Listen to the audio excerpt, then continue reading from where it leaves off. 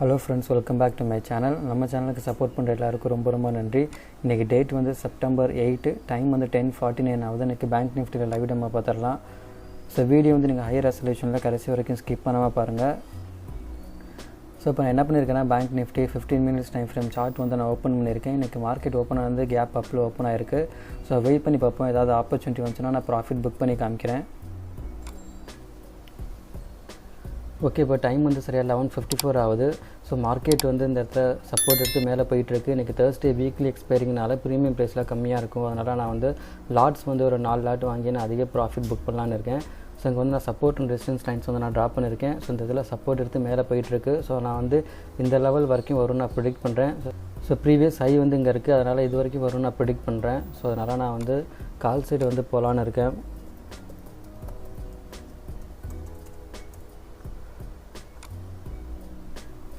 So நான் வந்து ஒரு 4 லாட் வந்து பை பண்ணுறேன். வெயிட் பண்ணி பார்ப்போம் இந்த ட்ரேடில் எவ்வளோ ப்ராஃபிட் புக் பண்ண முடியுதுன்னு. ஓகே, இப்போ டைம் வந்து சரியாக 12 o'clock ஆச்சு. நம்ம ப்ரெடிக்ட் பண்ண மாதிரியே இந்த ப்ரீவியஸ் ஹை லெவல் வந்து டச் ஆகிற மாதிரி மார்க்கெட் மேலே போயிட்டுருக்கு. ஸோ இப்போ வரைக்கும் நம்மளோட ப்ராஃபிட் வந்து 2600 போயிட்டுருக்கு. வெயிட் பண்ணி பார்ப்போம். ஸோ ஒன்ஸ் இந்த லெவலில் டச் ஆனது என்னோடய ட்ரேட் வந்து நான் எக்ஸிட் பண்ணலான்னு இருக்கேன். ஸோ ஒரு பிகினராக இருந்தீங்கன்னா கண்டிப்பாக ஸ்டாப் லாஸ் போடுங்க. ஸ்டாப் லாஸ் போடாமல் ட்ரேட் பண்ணாதீங்க, ஏன்னா சம்டைம்ஸ் வந்து ரிவர்சல் கூட ஆகலாம்.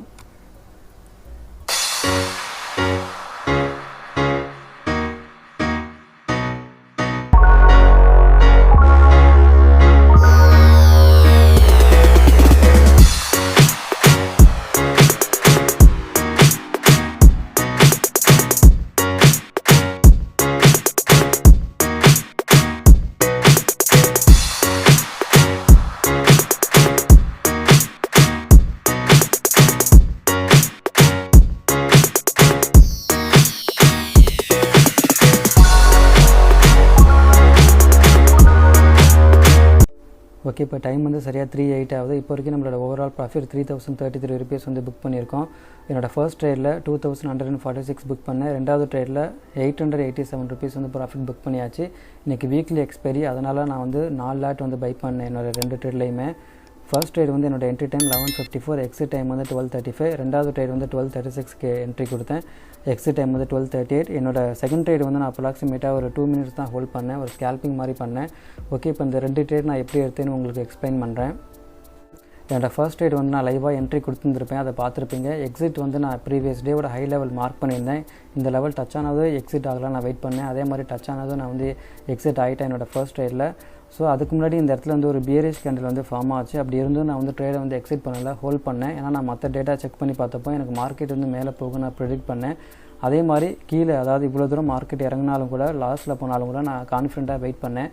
அதுக்கப்புறம் நான் எதிர்பார்த்த மாதிரியே ப்ரீவியஸ் டேவோட ஹை லெவல் டச் ஆனதும் அந்த ட்ரேட் வந்து நான் க்ளோஸ் பண்ணிட்டேன்.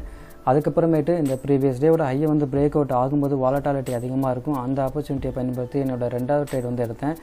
அது வாலட்டாலிட்டி நல்லா இருக்கவும் அந்த ட்ரேடை வந்து ஒரு 2 நிமிஷம் தான் நான் ஹோல்ட் பண்ணேன். அதில் ஒரு ப்ராஃபிட் புக் பண்ணி அதையும் நான் எக்ஸிட் பண்ணிட்டேன்.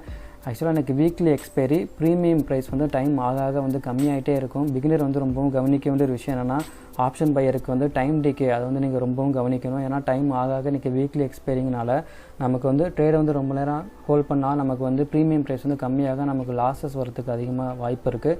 அதனால் வீக்லி எக்ஸ்பைரி அன்றைக்கி வாலட்டாலிட்டி அதிகமாக இருக்கும்போது மட்டும் ப்ராஃபிட் புக் பண்ணிட்டு ட்ரேடை வந்து உடனே எக்ஸிட் பண்ணிவிடுங்க.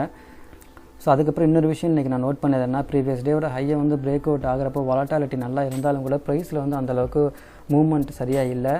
ஸோ டைம் டேக்கே மேபி அது கூட ரீசனாக இருக்கலாம். ஸோ ஓகே, ஒரு பிகினராக இருந்தீங்கன்னா சரியான டைமில் என்ட்ரி அண்ட் எக்ஸிட் கொடுத்து ஒரு வாலட்டாலிட்டி நல்லா இருக்கும்போது ப்ராஃபிட் புக் பண்ணிட்டு உடனே எக்ஸிட் ஆகிடுங்க.